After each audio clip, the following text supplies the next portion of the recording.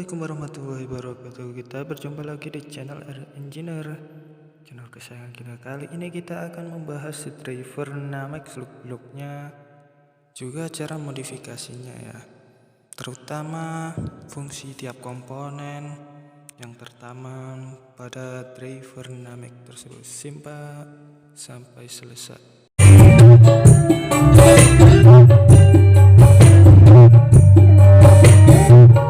Bagi yang belum tahu, driver Namek adalah singkatan dari driver New American, karena driver ini dikloning dari speaker aktif build up New American ya.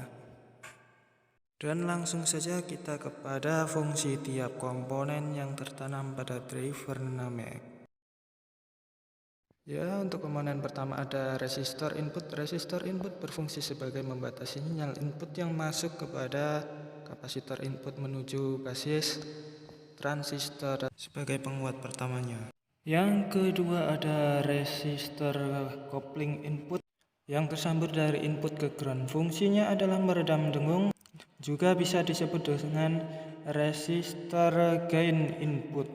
Fungsinya untuk meredam dengung, dan resistor ini ukurannya semakin besar ukurannya maka gainnya akan sedikit bertambah, namun noise akan lebih mudah masuk.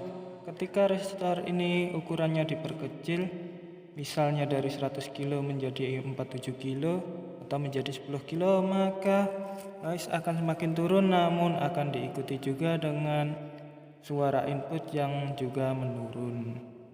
Untuk yang selanjutnya, kapasitor input berfungsi sebagai penyaring kopling sinyal AC lebih dari 20 Hz dan menahan sinyal DC. Jika resistor ini mikronya ditambah, maka nada low bass akan semakin bertambah, dan jika diperkecil mikronya, maka suara akan makin middle atau makin high-nya yang dominan. Untuk yang kemudian adalah bagian-bagian regulator dari driver ini.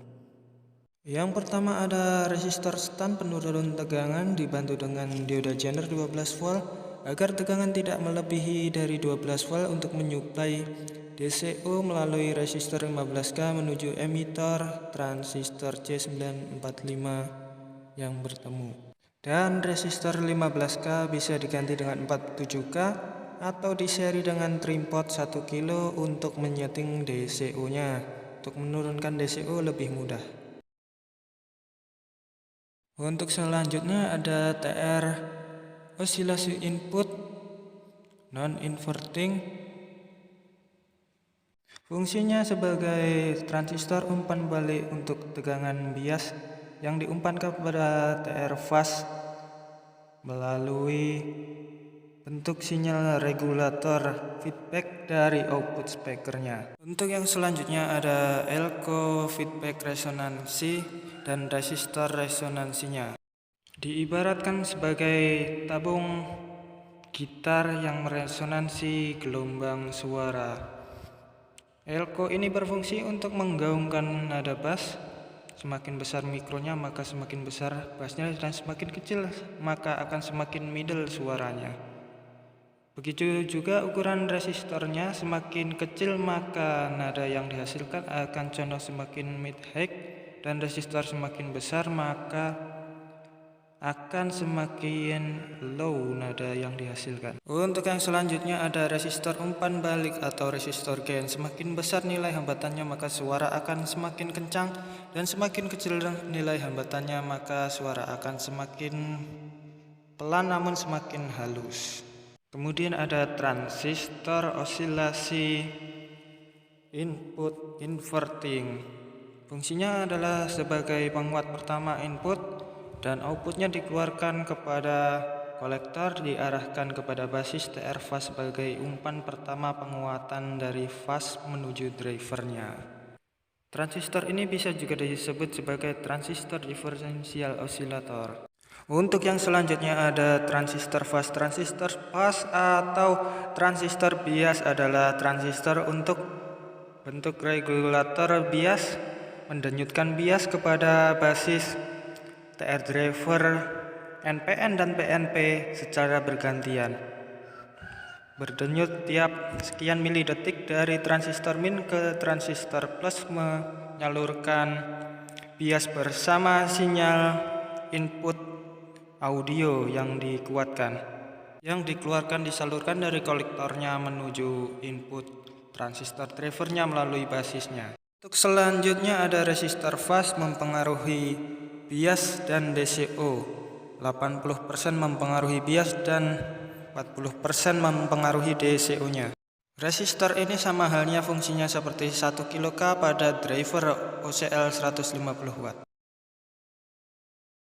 Untuk yang kemudian ada blok filter tegangan ripple.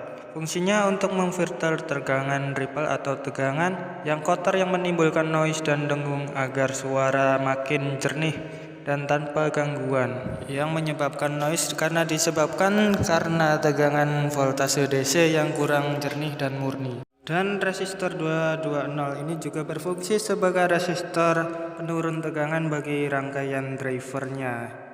Untuk yang selanjutnya ada rangkaian bias konstan untuk menstabilkan tegangan bias pada transistor TIP42 atau transistor driver NPN agar stabil dan imbang dengan tegangan bias yang di sebelahnya. Dan bagian ini fungsinya sama dengan bagian resistor kopling bias milik Safari, CL dan sejenisnya. Perbedaannya hanya diberi bootstrapping gain kapasitor di bagian OCL dan Safari. Untuk pengaplikasiannya, bias konstan ini bisa digantikan kepada driver OCL jenis lain seperti Safari dan OCL. Jadi intinya blok bagian ini sama dengan fungsinya yang dimiliki Safari dan OCL yang saya tunjukkan tadi ya. Untuk yang selanjutnya ada dioda bias. Dioda bias ini jumlahnya semakin banyak maka biasnya juga akan semakin tinggi. Dioda ini bisa diseri dengan variabel atau trimpot 1 kilo sebagai setting biasnya secara seri, atau bisa juga digantikan dengan modul bias servo agar lebih mudah, dan transistor bias servonya ditempel kepada final heatsinknya sebagai sensor penurun bias otomatis ketika panas. Untuk yang selanjutnya adalah komponen resistor bias output. Fungsinya untuk menstabilkan tegangan bias pada output drivernya dari emitter yang diumpankan kepada basis finalnya. Demikian perjumpaan kita kali ini, semoga bermanfaat dan semoga mudah dimengerti dan difahami ilmunya, bisa bermanfaat di kehidupan sehari-hari. Sekian, terima kasih. Jangan lupa like, comment, subscribe untuk mendukung channel kami. Nama saya Rido dari Lampung Timur, pamit undur diri. Wassalamualaikum warahmatullahi wabarakatuh. Semoga sukses selalu Indonesia.